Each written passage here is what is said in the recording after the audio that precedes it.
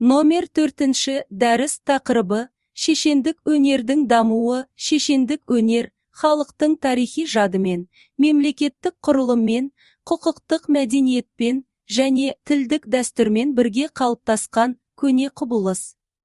Қазақ шешендігі мен жалпы түркі риторикасының түп тамыры тасқа қашалған көне ескерткіштерден бастау алады.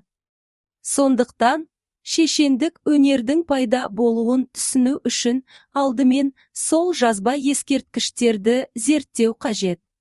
Ескерткіштер сөйлейді тұжырымдамасы. Ескерткіштер сөйлейді деген ұғым адамзат тарихының ең көне көркем мәтіндерін, мемлекеттік идеологияның алғашқы нұсқаларын, философиялық және шешендік ойлардың бастауын білдіретін ғылыми, әдеби тұжырым.